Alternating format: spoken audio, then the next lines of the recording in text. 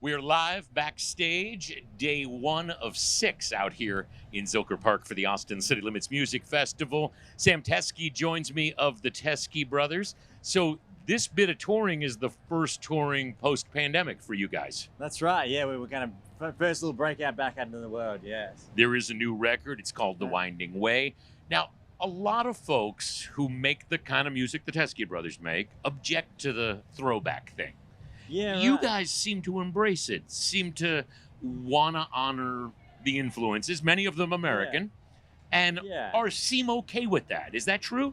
Yeah, I feel like I feel like it's kind of not really intentional for us. I mean, I guess you listen to our music, you definitely say that that it's intentional. But I guess the way we've sort of grown up and the music we've listened to, it kind of just we want things to sound like that, and we make it sound like that. It just in my eyes, you know, the 1970s was like the high point of like hi-fi like audio and you know these days with digital, I think a lot of people would object to that idea and say no, it's definitely more hi-fi now. I was like, oh, I think there was a sweet spot back then, and it's, you know, it's about the bandwidth of what, you know, your ears want to listen to rather than the, you know, heavy bottom ends and the heavy top ends, you know. So I don't know, so I guess naturally we sort of just fall into this world of it wanting to sound like that because we love it, you know. And In some ways, is it more about that sound than the actual influences? Well, I guess for me, I come from the engineering background, and I'm you know usually working away on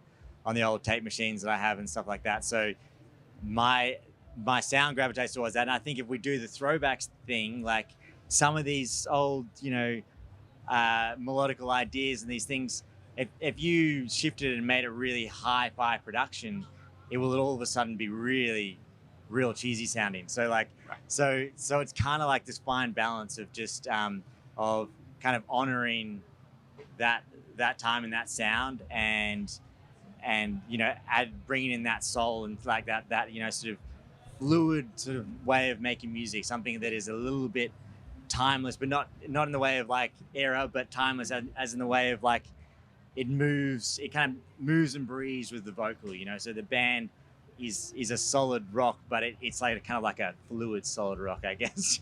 And that's a sound that lends itself to festivals. I mean, you guys have had a lot of festival success over the years and also have made a bunch of live records. So it's a sound that, as much as it may sound like one thing on the record, there's a different thing happening live that people are also really interested in, if that makes sense. I think it definitely does.